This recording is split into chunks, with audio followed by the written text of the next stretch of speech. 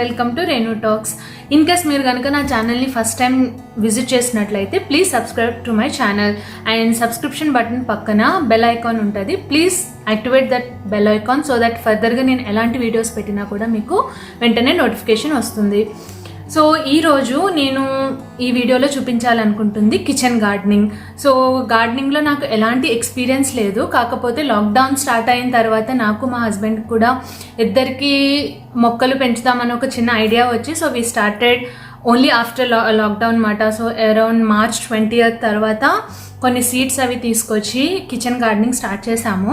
అందుకే I took this 1.5 month time తీసుకొని, ఎందుకంటే స్టార్టింగ్ కాబట్టి మా లాంటి వాళ్ళు చాలామంది ఉంటారంటే గార్డెనింగ్ మీద అసలు ఎలాంటి ఐడియా లేని వాళ్ళకు కూడా ఈ వీడియో హెల్ప్ అవుతుంది అనుకొని నేను ఈ వీడియో చేద్దాం అనుకున్నాను. సో ఇందులో నేను కొన్ని టిప్స్ చెప్తాను, అంటే మేము ఏమైతే ఫాలో అయ్యామో అండ్ ఏవైతే వర్క్ అయ్యాయి అని మేము అనుకున్నామో వాటిని నేను మీతో షేర్ చేసుకుంటాను.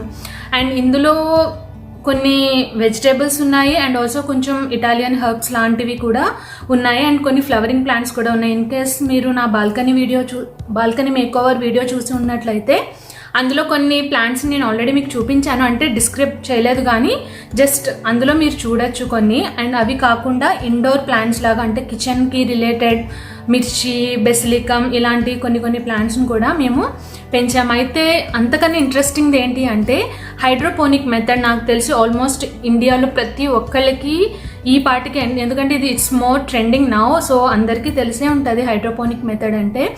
కానీ ఇక్కడ ఇప్పుడు దానికి యూజ్ చేసే బాస్కెట్స్ ఇండియాలో చాలా చోట్ల దొరుకుతాయి, అంటే బాస్కెట్స్కి కింద హోల్స్ ఉంది అదంతా. కానీ ఇక్కడ అట్లీస్ట్ మేమున్న ఏరియాలో చాలా వెతికాము, ఇక్కడ దొరకలేదు. సో దానికి మేము ఎలాంటి ఆల్టర్నేటివ్ యూజ్ చేసాము అన్నది కూడా నేను మీకు చూపిద్దాం అనుకుంటున్నాను. అండ్ ఆల్సో ఇది స్టార్ట్ చేసిన తర్వాతే ఐ ఫెల్ట్ లైక్ ఫార్మర్స్ ఇప్పుడు జస్ట్ మేము ఇది టైంపాస్కి స్టార్ట్ చేసాము. ఇట్స్ నాట్ లైక్ ఓన్లీ వాటితోనే సర్వైవ్ అవ్వాలి అని కాదు, జస్ట్ టైంపాస్కి. But it felt so happy, అంటే ఒక్కొక్కటి మొలకలు వచ్చి కొన్ని ఫ్లవర్స్ వస్తున్నాయి, అలా ఉన్నప్పుడు ఇట్స్ రియల్లీ ఆ హ్యాపీనెస్ వేరుంది.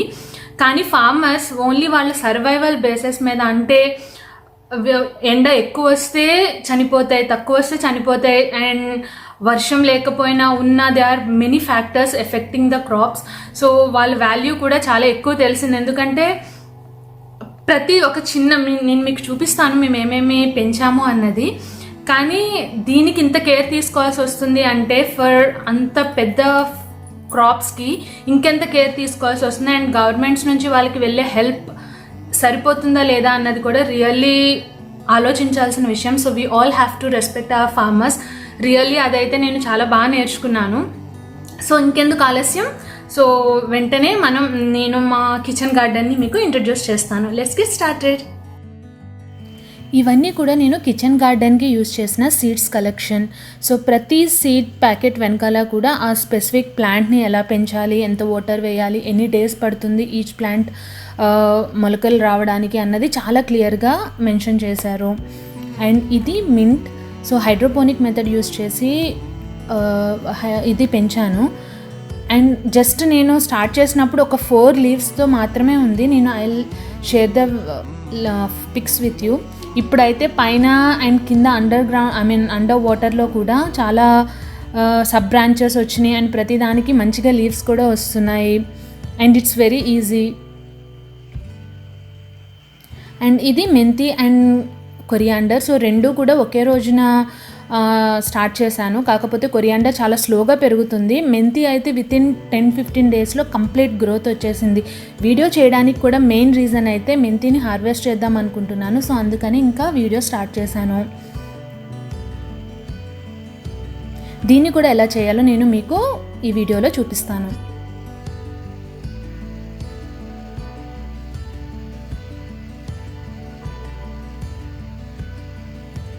ఇది పీటర్సిల్లీ అంటారు దీన్ని, ఎక్కువ ఇటాలియన్ డిషెస్లో యూజ్ చేస్తారు. కొరియాండర్ ఫ్యామిలీకి రిలేటెడ్ మాట. ఇది క్యాప్సికమ్ ప్లాంట్స్ చాలా బాగా పెరుగుతున్నాయి.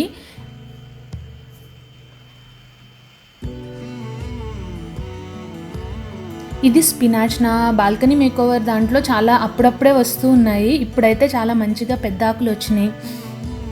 అండ్ ఇది స్ట్రాస్ తోటి బీన్స్ వేసినప్పుడు పాదులు వస్తాయి కదా, సో దానికి ఈజీగా ఉంటుందని స్ట్రాస్ తోటి ఇలాగ కన్స్ట్రక్ట్ చేసాం చిన్నది. అండ్ హియర్ గోస్ మిర్చి. ఇది నేను పెంచింది కాదు, ఒక 3 ప్లాంట్స్ జస్ట్ వెళ్ళినప్పుడు నచ్చి తీసుకున్నాము. ఈ మిర్చి కూడా అందులో ఒకటి. అండ్ దీనికి కూడా చాలా క్లియర్గా ఎలాగ అంటే షేడ్లో పెట్టాలా, వాటర్ ఎన్ని డేస్కి ఒకసారి వేయాలి, లిక్విడ్ ఫెర్టిలైజర్ ఎన్నిసార్లు వేయాలి అన్నీ కూడా చాలా క్లియర్గా ఇచ్చారు. మనకి సీడ్స్కి ఎలా అయితే ఇచ్చారో దీనికి కూడా ఇన్ఫర్మేషన్ మొత్తం కూడా చాలా క్లియర్గా ఉంది. అండ్ ప్లాంట్ వచ్చి జస్ట్ 1 foot ఉంది, కానీ అరౌండ్ 9 మిర్చీస్ ఉన్నాయి దానికి. అండ్ ఇది బెసిలికమ్ అంటే తులసి, తమలపాకు ఫ్యామిలీ రిలేటెడ్. ఇది కూడా ఎక్కువ పాస్తా వాటిల్లో వేసుకుంటాం. అండ్ చిన్న స్ట్రాబెర్రీ ప్లాంట్ ఉంది. నేను తెచ్చినప్పుడు ఒకటే స్ట్రాబెర్రీ ఉంది, ఇంటికి వచ్చాక లైక్ అరౌండ్ 3-4 డేస్లో ఇంకొక చిన్న 2 స్ట్రాబెర్రీస్ కూడా వస్తున్నాయి. అండ్ ఈ 2 పాట్స్లో ఒక దాంట్లో టొమాటో, ఒక దాంట్లో క్యాప్సికమ్ వేసాను. సో ఇంకా అవి రాలేదు, వెయిటింగ్ ఫర్ దెమ్. అండ్ ఇది జస్ట్ హర్బ్స్ కోసం అని చెప్పి, అంటే మింట్, కొరియాండర్, స్పినాచ్, మెంతి ఇందులో వేసాను. అంటే కన్వీనియంట్గా ఉంటుందని కిచెన్లో పెట్టుకోవడానికి కూడా. And people who are staying in Germany, ఇవన్నీ కూడా నేను ఫ్రమ్ నెట్టో అండ్ రాజ్మ్యాన్ తీసుకున్నాను, ఎక్సెప్ట్ కొరియాండర్ నెట్టోలో కానీ రాజ్మ్యాన్లో లేదు. So if somebody is looking for coriander seeds, మీరు దీన్ని హార్న్బాక్ ఆర్ బాహౌస్లో ఈ రెండిటిని మీరు పికప్ చేసుకోవచ్చు. సో అక్కడ ఉన్నది. అండ్ ప్రైస్ అన్ని seeds price ranges from 20 cents to 2.5 euros. Expensive వచ్చి కొరియాండర్ మాట. అండ్ కొరియాండర్ ఇంట్లో ఉన్న వాటితో చేస్తుంటే it's not working out, seeds active లేనట్టు ఉన్నాయి. So you can give it A try.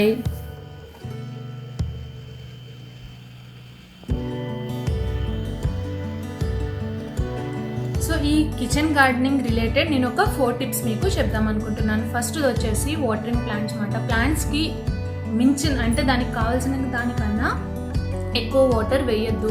So అలా వేయడం వల్ల ఏమవుతుంది అంటే చుట్టూరా కూడా ప్లాంట్ మట్టి ఉంటుంది కదా, మట్టికి అండ్ ఆల్సో ప్లాంట్ రూట్స్ దగ్గర కూడా ఫంగల్ ఇన్ఫెక్షన్ వచ్చే అవకాశం కాదు, ఇట్స్ ఐ ఎక్స్పీరియన్స్డ్. సో మనకి జనరల్లీ ఉన్న అలవాటు ఏంటి అంటే రోజు లేచిన వెంటనే మొక్కలకి నీళ్లు పోయడం. సో మొక్క plant to plant it differs మాట, ఎంత వాటర్ వాటికి కావాలి అన్నది. సో మేక్ ష్యూర్ ఆ ఫంగల్ ఇన్ఫెక్షన్ అన్నది రాకుండా ఉండేటట్టు చూసుకోండి.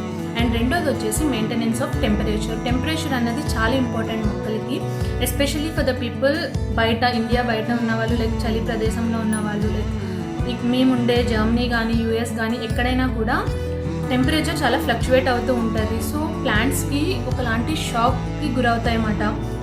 నేను రీసెర్చ్ చేశాను అనమాట, బికాస్ ఒక మంచిగా ఉండే ప్లాంట్ కూడా ఒకసారి బయట పెట్టేటప్పటికి రాత్రికి రాత్రి చనిపోయింది. సో మాకు అర్థం కాలేదు ఏమైంది ఏంటి అన్నది.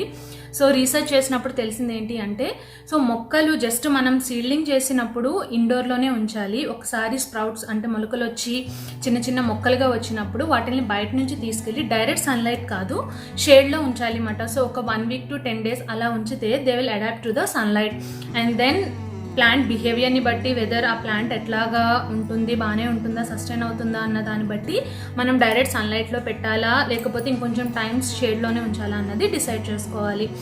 అండ్ ఇట్స్ వెరీ ఇంపార్టెంట్ మాట, కంపల్సరీ మీరు టెంపరేచర్ని మానిటర్ చేస్తూ ఉండండి. ఎందుకంటే ఫర్ ఎగ్జాంపుల్ ఇక్కడ జర్మనీలో తీసుకున్నట్లయితే last week temperatures around 20 to 23 degrees ఉన్నాయి.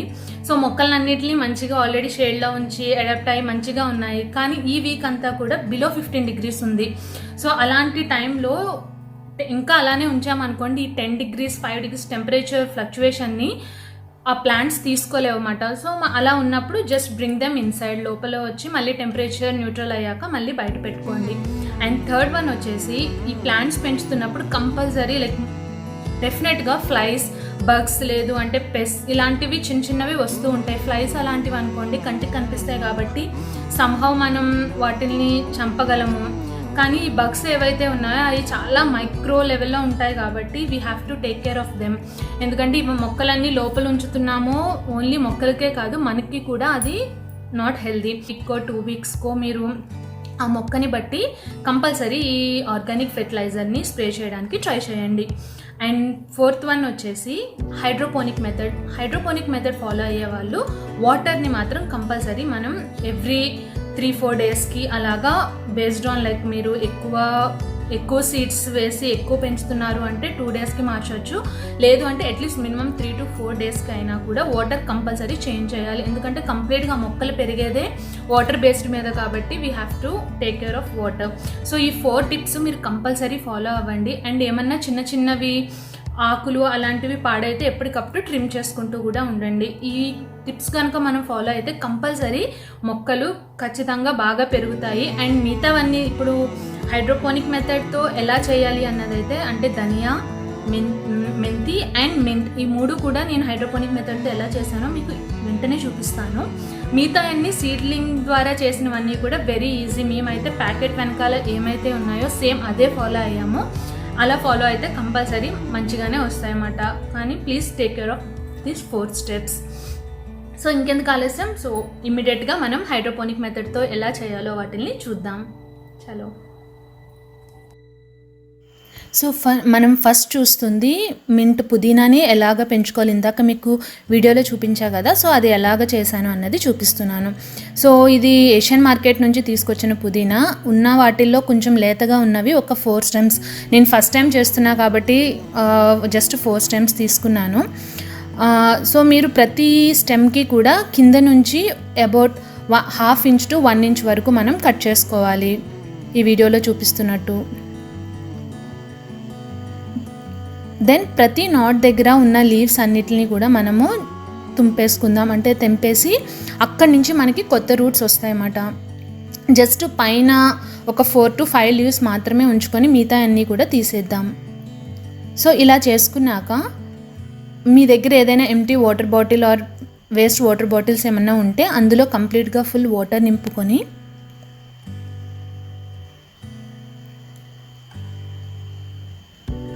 ఈ స్టెమ్స్ అన్నీ కూడా అందులో ఇలా పెట్టుకుందాం చూపిస్తున్నట్టుగా. సో వితిన్ 5 days ఇది చాలా మంచి గ్రోత్ వస్తుంది అండ్ చాలా ఫ్రెష్గా ఉంటున్నాయి కూడా మింట్ లీవ్స్. అండ్ ఇప్పుడు మీకు కనిపిస్తున్న ప్రతి నోడ్ నుంచి కూడా ఒక సబ్ బ్రాంచ్ అన్నది వస్తుంది. ఇది జస్ట్ 2 days ఆఫ్టర్ ఇలా ఉంది. మీరు చూసినట్లయితే ఆల్రెడీ అక్కడ రూట్స్ వస్తున్నాయి, చిన్న బ్రాంచెస్ కూడా వస్తున్నాయి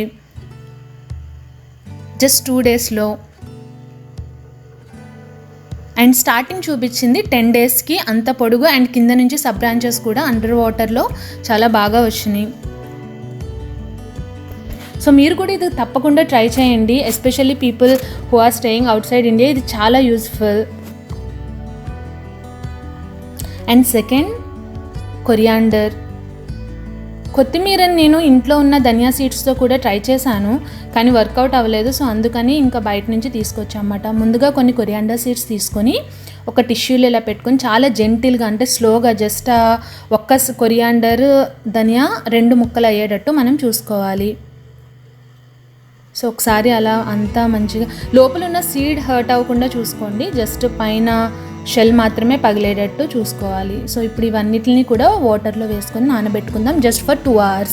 ఒక 2 hours నానబెట్టుకుంటే సరిపోతుంది. సో మీకు స్టార్టింగ్ చెప్పినట్టు మా దగ్గర అలాంటి కింద ప్లాస్టిక్వి విత్ హోల్స్ ఉన్నవి దొరకడం చాలా కష్టమైపోయింది. సో డిస్పోజబుల్వి ఉంటాయి కదా ఇలాంటి బాక్సెస్, ఇండియాలో కూడా చాలా దొరుకుతాయి. స్క్రూ డ్రైవర్ తోటి మొత్తం దానికి ఇలా హోల్స్ పెట్టుకున్నాను.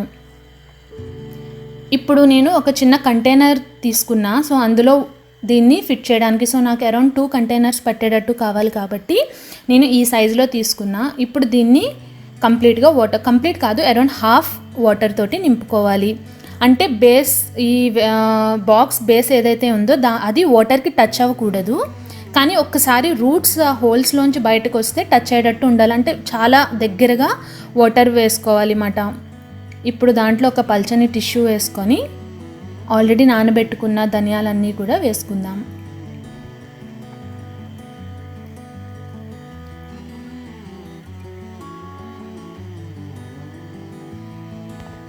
ఇప్పుడు దీని మీద ఇంకొక టిష్యూ వేసుకొని కొన్ని వాటర్ స్ప్రింకిల్ చేసుకుందాం. కంటైనర్లో ఉన్న వాటర్ మాత్రం ఈ బాక్స్కి టచ్ అవ్వకూడదు, కేర్ఫుల్ ఉండండి. సో ఆఫ్టర్ 10 days కొరియాండర్ కూడా రెడీ అయిపోయింది. అంటే హార్వెస్టింగ్ కాదు, బట్ ఇట్స్ ఇంకా టైం పట్టేటట్టు ఉంది. అండ్ థర్డ్ వచ్చేసి మెంతిని అరౌండ్ ఒక 24 hours నేను నానబెట్టుకున్నాను. 24 hours తర్వాత ఒక టిష్యూ తీసుకొని వాటర్ అంతా తీసేసి ఇలాగా చూపిస్తున్న విధంగా టిష్యూలో వేసుకున్నాను. ఇప్పుడు అదే టిష్యూని ఈ వీడియోలో చూపిస్తున్న విధంగా క్లోజ్ చేసి పైన మూత పెట్టి ఇంకొక 24 hours మనం వెయిట్ చేయాలి. అప్పుడు స్ప్రౌట్స్ వస్తాయన్నమాట. సో 24 hours తర్వాత చిన్న చిన్న మొలకలు వచ్చినాయి. దీన్ని కూడా ఇంకొక కంటైనర్ని ఇంకొక బాక్స్ని రెడీ చేసుకొని సేమ్ ఆ బాక్స్లో ఇలాగా చూపిస్తున్నట్టుగా వేసుకున్నాను.